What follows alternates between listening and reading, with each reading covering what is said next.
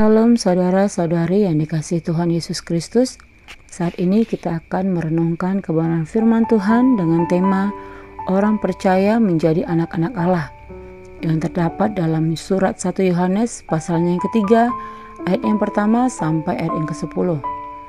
Saudara-saudari yang dikasihi Tuhan Yesus, ada beberapa poin yang akan kita pelajari dalam perikop ini. Antara lain, pertama, karena kasih karunia Allah kita menjadi anak-anak Allah, terdapat pada ayat yang pertama. Saudara-saudari yang dikasihi Tuhan, sejak kejatuhan manusia dalam dosa, maka hubungan manusia dengan Allah terputus. Manusia terikat oleh dosa dan terancam binasa. Karena kasih Allah yang besar kepada manusia, maka Allah tidak ingin manusia binasa. Ia mengaruniakan anaknya yang tunggal, yaitu Yesus Kristus, untuk menyelamatkan manusia dari dosa.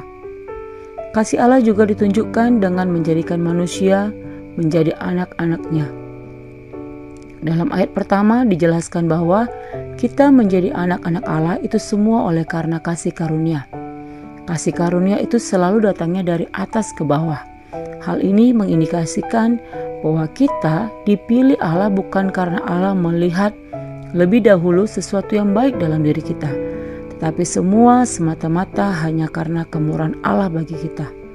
Poin yang kedua ialah keadaan orang percaya saat ini sebagai anak-anak Allah, terdapat pada ayat pertama sampai ayat yang ketiga.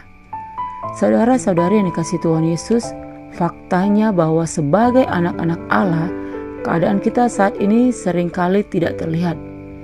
Ayat 1b menjelaskan bahwa dunia tidak mengenal kita.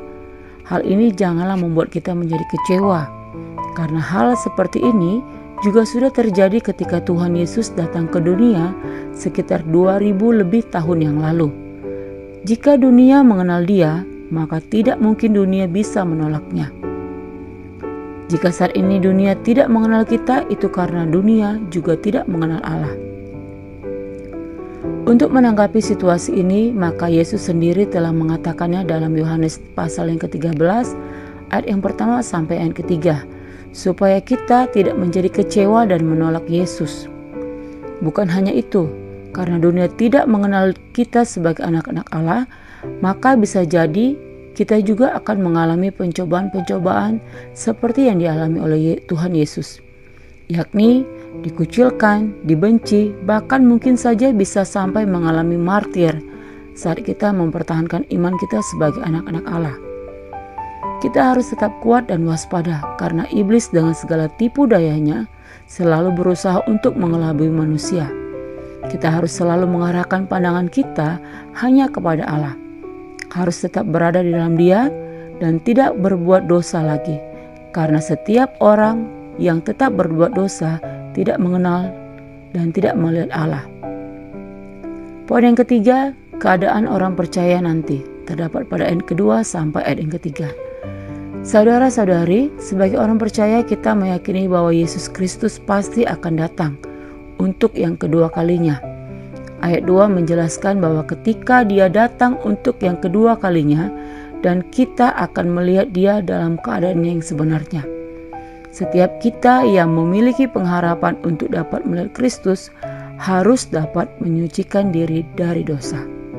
Poin yang keempat, orang percaya tidak boleh hidup dalam dosa, terdapat pada ayat yang keempat sampai ayat yang ke-10.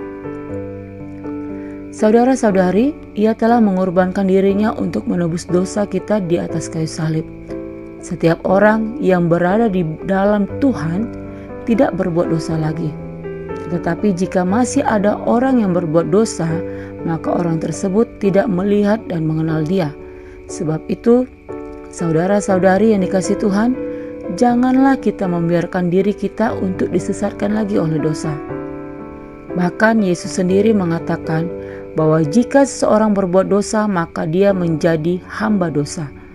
Orang yang tidak mengenal Dia artinya tidak percaya kepada Kristus. Upah dosa ialah maut. Barang siapa yang tetap berbuat dosa berasal dari iblis, sebab iblis berbuat dosa dari mulanya.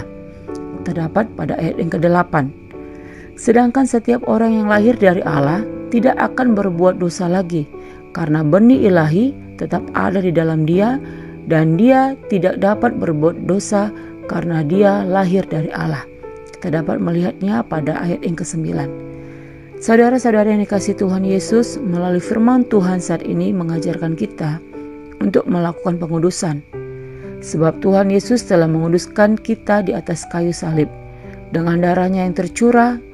Tetapi sebagai orang percaya kita juga perlu menguduskan diri kita. Artinya kita harus berusaha untuk mematikan keinginan daging dengan tidak lagi melakukan dosa.